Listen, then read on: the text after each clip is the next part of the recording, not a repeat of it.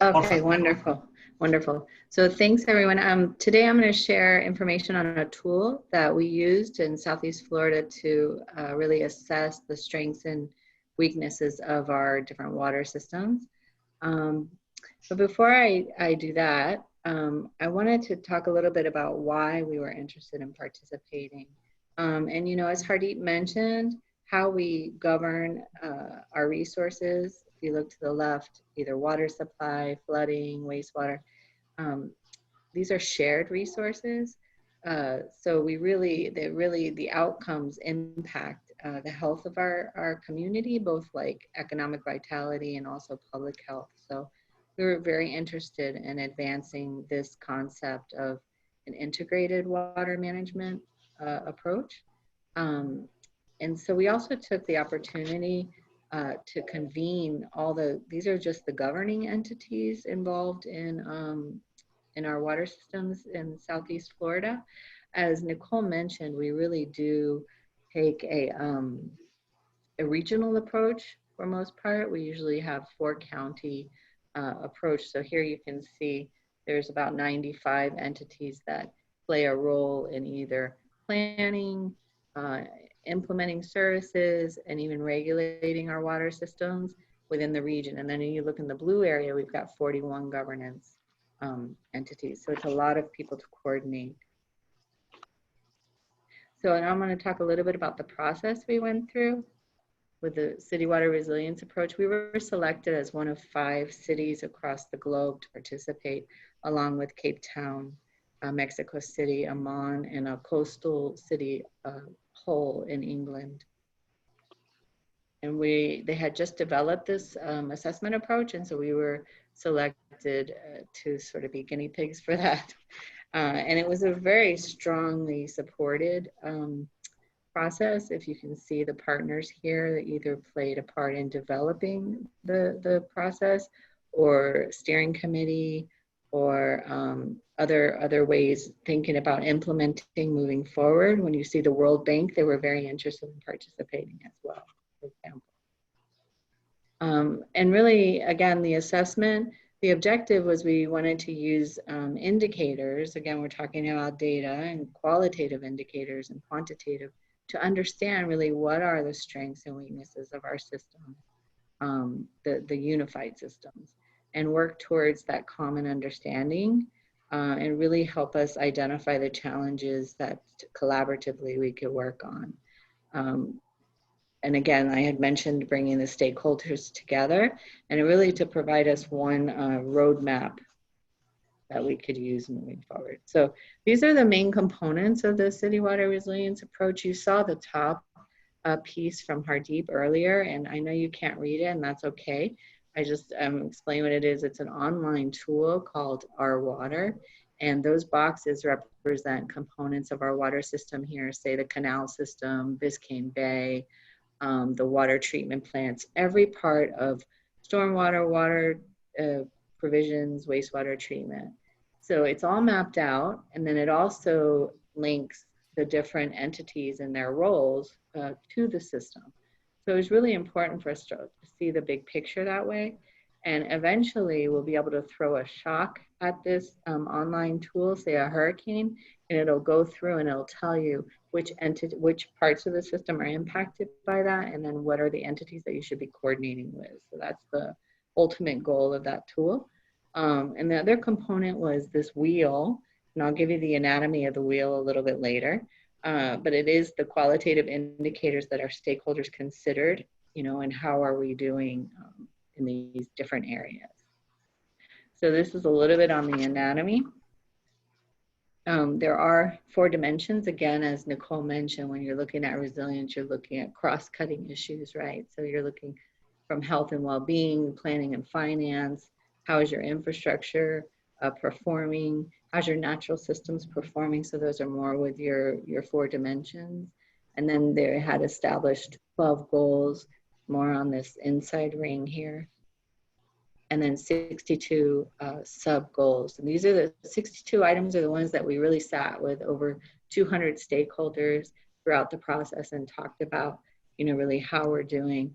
And here on the right is just to give you a little more specifics, right? So that's one of the areas of, from going from the inside of the wheel would be planning and in the area of planning and finance, thinking about adaptive and integrative planning across water systems.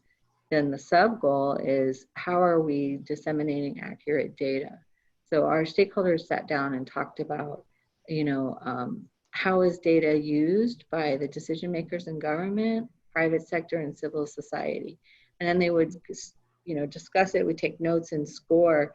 How do we think we're doing from poor to we've got it under control? So I'm just going to give you a little bit. Again, here's more than 20 workshops that we went through, and the colors indicate the score for each of them. Don't worry about reading, and I'm going to give you a good example in a minute. And also, I wanted to mention that we also included a consensus score because we did have such diverse stakeholders and also sectors, right? So maybe we were talking about asset management, and maybe the asset management for the water system might be a little more advanced than for, say, a wastewater system or the South Florida Regional Management District, or they had less assets. So it was very diverse conversations, and we wanted to capture, you know, sort of the consensus on these issues so that we could really develop action plans that dealt with the various components. So again, here's your deeper dive into the section on infrastructure and ecosystems. And this has to do with, like I said, with asset management. And how are we doing with actively monitoring the evaluation?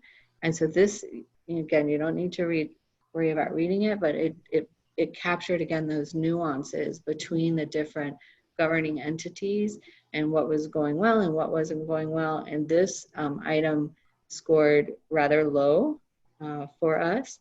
And also the consensus was medium consensus between the group that discussed it. Again, that's because of the different levels. You had municipalities all the way up to federal government. So they were talking about different systems, and you capture that. We capture that in the details. So, just as a process to let you know what the benefits here, we know that we found out a lot of our strengths. I'll just go through a couple. For example, we have a lot of experience with hurricanes. So over the years, I think we're pretty robust in dealing with those. Other strengths are, we are the largest water utility in Southeast United States. So we're in pretty good shape for the provision of safe water. And for example, this is quite different than, you remember we are one of 5 cities, so Cape Town, their issues dealt more with water supply, right, and drought. So again, going through the details of that wheel really helps you pinpoint, what to focus on in your area. And then the challenges, a lot of what we're talking about today, which is why we were so excited about joining, it's really about how we're making decisions and collaborating across governing entities. Again, Hardeep mentioned it, Nicole, you're going to hear it from Dr. Moran and Virginia and Dr. Walsh.